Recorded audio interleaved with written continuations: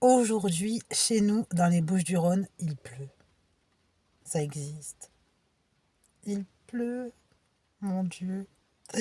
On ne sait même pas quel parapluie choisir. Enfin, on pense au brushing, à la totale.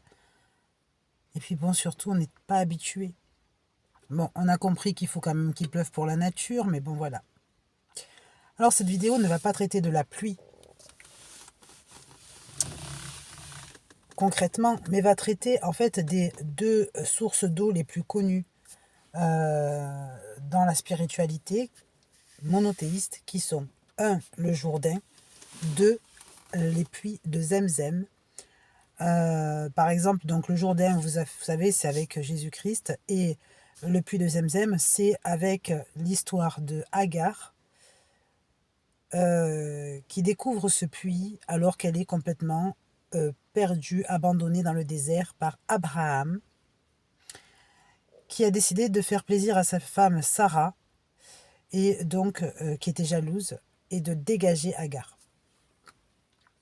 Donc, comme elle se retrouve seule dans le désert avec son fils Ismaël, mais en fait, elle voit apparaître une source d'eau miraculeuse, qui n'est pas celle de Lourdes, par Bernadette de Soubirous, et qui va lui permettre de boire, de se soigner, en général pendant son chemin. On retrouve encore aujourd'hui donc de l'eau, qui est l'eau de Zemzem apparemment, qui est vendue par les musulmans, et c'est vrai qu'il y a des vertus, lesquelles, en fait, miraculeuses, c'est vrai.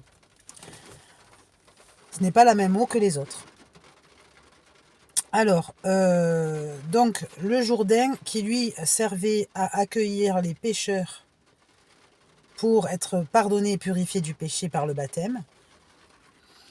D'accord? Donc, très important, parce que, en fait, le mot du Jourdain est primordial sur toute la lignée de sa parole. Sauf qu'il a un lien avec le Jourdain aristocrate. Et que, donc, en fait, l'aristocratie, c'est vrai, n'a jamais voulu se mêler à ces gueux. D'accord? C'est-à-dire qu'en fait, c'est plutôt péjoratif. Par exemple, l'aristocratie et le gueux. Voilà. Donc, lié à l'activité qui permet d'harmoniser le tout, ça s'appelle le Jourdain. D'accord? Donc, le Jourdain qui permet de détacher les marginaux sociaux dans le pire et dans le meilleur, pour les rattacher ensemble et former un phénomène qui s'appelle l'action. Ça veut dire que l'action, en fait, est la façon que chacun a de se voir socialement sur le principe de ce qu'il n'aurait jamais voulu être. Ou, en son contraire, de ce que chacun est socialement sur le principe de ce qu'il n'a jamais voulu être, mais l'est par obligation. Donc, en ce sens, on va dire, effectivement, naît de ce fleuve une forme de démocratie. Que l'histoire de Agar et son esclave avait détaché. C'est-à-dire que, on voit une distinction entre la maîtresse et la deuxième maîtresse, la vraie. Enfin, d'abord la maîtresse, c'est-à-dire la femme qui est la chef, et ensuite la maîtresse, c'est-à-dire l'amante voulue et volontaire d'Abraham. Donc tout ça pour dire quoi? Tout ça pour dire que ces deux eaux présentent en fait des phénomènes entre action et inaction.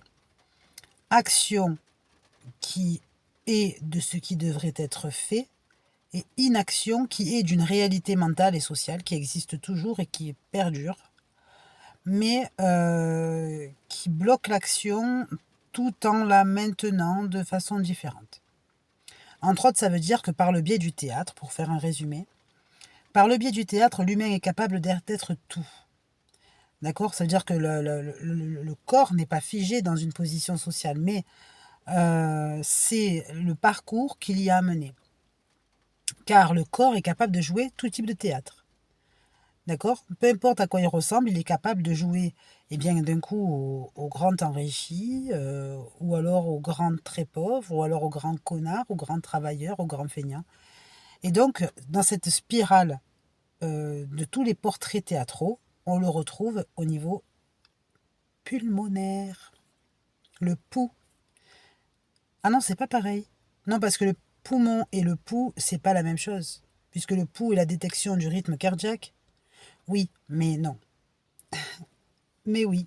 En fait, c'est un peu la même histoire, le rapprochement, d'accord, entre le Jourdain et le deuxième zème. Quoi qu'il en soit, donc si on fait maintenant ce rapprochement biologique, bien que ces eaux existent géographiquement, d'accord, le rapprochement biologique, on peut permettre de comprendre quoi? Que la source du théâtre de chacun, d'accord, dans son rôle de vie, normalement par la hiérarchie doit être maintenue. Mais aussi par exemple, le fantasme d'être, de devenir, d'avoir ce qu'on appelle espoir. Et oui, parce que qu'est-ce que l'espoir? L'espoir, c'est un fantasme qui permet de traverser le chemin pour être et devenir un jour, peut-être, ou avoir un jour, peut-être. Donc on résume encore et on resimplifie sur le phénomène être et avoir. Ce qui veut dire que dans un sens, sur le poumon serait être ou avoir, et sur le pouls, être ou avoir. Mais à ce moment-là, il faut le classer. Parce que si on dit que être égale avoir, ou que avoir égale être, ça voudrait dire que ceux qui n'ont rien disparaissent. Logique. Et donc, l'objectif est de protéger l'existence de chacun du fait que l'espoir est et se maintient. Ça serait donc le fantasme de chacun qui permet de maintenir tout type de personne dans son chemin. D'accord? C'est-à-dire que par exemple, si vous n'avez rien, eh bien, vous gardez l'espoir, et donc c'est l'espoir qui peut vous permettre la traversée. D'accord? Donc ça veut dire quoi? Ça veut dire qu'entre être et avoir, attention, parce que où se situe l'espoir?